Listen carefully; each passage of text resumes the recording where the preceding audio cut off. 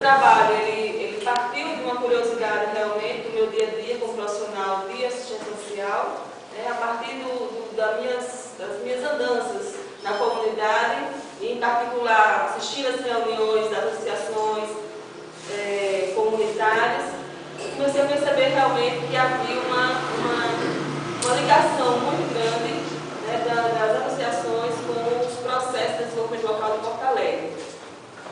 E aqui eu vou me deter apenas a apresentar mais os resultados da pesquisa em si e me desprender um pouco dessa teoria toda que liga essa história, que faz junção à perspectiva de novas teorias sobre desenvolvimento alternativo.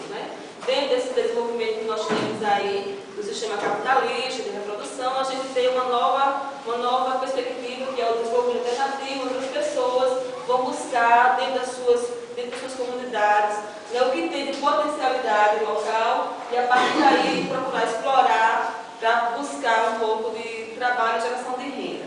Então a associação em si, ela representa as associações representam uma alternativa realmente nesse processo de desenvolvimento local.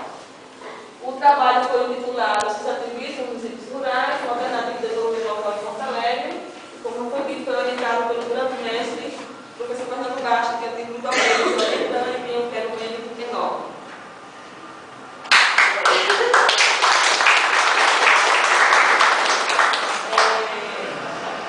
Qual a problemática? A problemática é essa, que apesar de toda a tecnologia, apesar de toda a discussão, apesar de toda a globalização, o sistema ela não atende a todas as pessoas, o sistema não atende a todo mundo. Então é preciso realmente. É preciso realmente criar essas outras alternativas para buscar superar esses dilemas gerados pelo sistema reprodutivo que nós temos atualmente. Dentro desses problemas, a gente tem um dos problemas são a questão da insustentabilidade. Não há sustentabilidade no sistema de reprodução para todas as pessoas. Então acaba criando um número de excluídos do sistema muito grande. E essas pessoas que estão excluídas buscam essas alternativas para se incluir. Então, aos poucos a gente vai vendo que a associação é uma forma de se incluir. Eu estou meio que no meio em todo mundo, né? Parece não? Então, a associação é uma forma de se incluir. E no passado, ao decorrer do trabalho, vocês vão ver, foi o que eu ainda estou aqui, eu estou me antecipando, que não fossem as associações, boa parte dos produtores rurais de Porto Alegre estariam realmente excluídos do mercado de trabalho. Certo? Então, qual foi a questão que a gente levantou aqui? Isso aí é uma foto do nosso orçamento de São Francisco, durante a nossa pesquisa. A questão era saber até que ponto as associações de Porto Alegre contribuíam as associações de ensino grande no geral contribuíam para o desenvolvimento daqueles municípios. Dentro dessa perspectiva de descobrir até que ponto esse associativismo contribui para aqueles municípios, a gente elegeu Porto Alegre como município, certo? A gente estudar isso, o que a gente chama de objeto de pesquisa, diante das condições mais favoráveis para mim, como pesquisadora, o campo aqui, então foi elegido Porto Alegre para tomar como objeto de pesquisa, para relacionar o que a gente via da teoria sobre desenvolvimento alternativo com algum exemplo. Então, Porto Alegre foi o escolhido para nós trabalharmos isso. E aí a gente, quando vai fazer o trabalho dele, a gente levanta algumas hipóteses para testar, com toda a pesquisa, com os estudos, se aquilo que a gente imaginou a olho nu, como se diz, desse comum, se realmente existe ou se é algo fantasiado na nossa cabeça diante de um olho não muito perspicaz, vamos dizer assim. Então, a hipótese que a gente levantou de início era de que essas associações elas foram criadas para captar recursos ali dos programas de desenvolver, e que elas trazem o dinamismo para o município de Porto Alegre, mas elas relegam para o segundo plano a questão da sustentabilidade social. E a gente vai ver o que é que precisava essa sustentabilidade social, certo? Que é a questão que a gente discute sobre capital social, que é que é a capacidade das pessoas protagonizarem sua própria história, sua própria vida. E influenciar nesses processos, nas decisões das comunidades, no caso daqui. E aí a gente teve como objetivo geral estudar as associações enquanto mediadores do processo de mudança social e sua importância para o desenvolvimento local dos pequenos municípios rurais.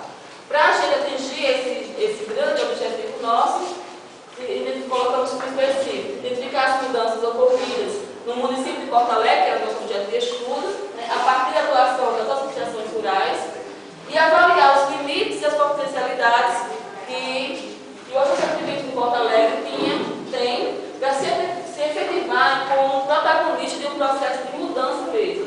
Né? Porque o que a gente pretende, o associativismo visa realmente, o que ele quer realmente, eu acredito que é isso, é promover a inclusão e, a partir dessa inclusão, promover mudança na vida das pessoas. Se a associação consegue atingir esse patamar, como algumas pessoas entrevistadas disseram, é que a gente vai ver e desabar do trabalho. Aqui é o mapa do Rio Grande do Norte, eu coloquei todos os localizados, não precisa me deter em lugar a cidade, vocês já sabem do que. Só um dado mais geral da população, para quem não tem muito conhecimento. São 6.855 habitantes, a área de 128 mil, uma distância da capital 380, por isso que passa tanto tempo, né, para chegar lá e cansa. Vegetação predominante da caatinga, a temperatura varia entre 16 e 32 graus, hoje a gente está bem mais de 20, e o regime biométrico varia de 800 a 1.000.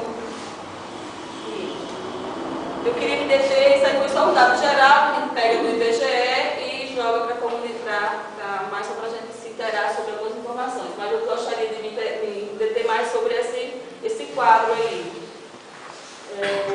Porto Alegre,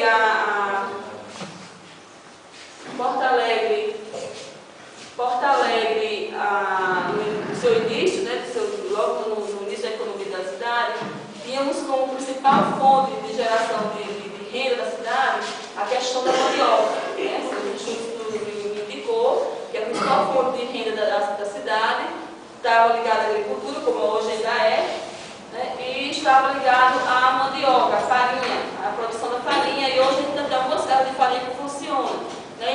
Embora essas casas de farinha hoje funcionem muito mais como um espaço de integração das pessoas, de sociabilidade.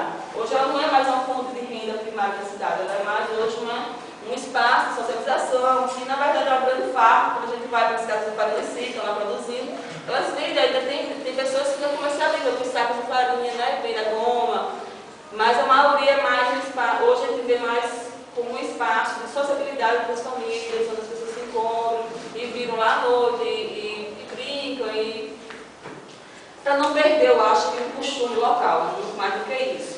E nós temos também o milho. Nós temos o milho, aqui em Porto Alegre também, que se destaca, né? E fora o milho, o que a gente realmente vai ver que é o grande motor da economia local é a questão do penduro do caju e da castanha. Né?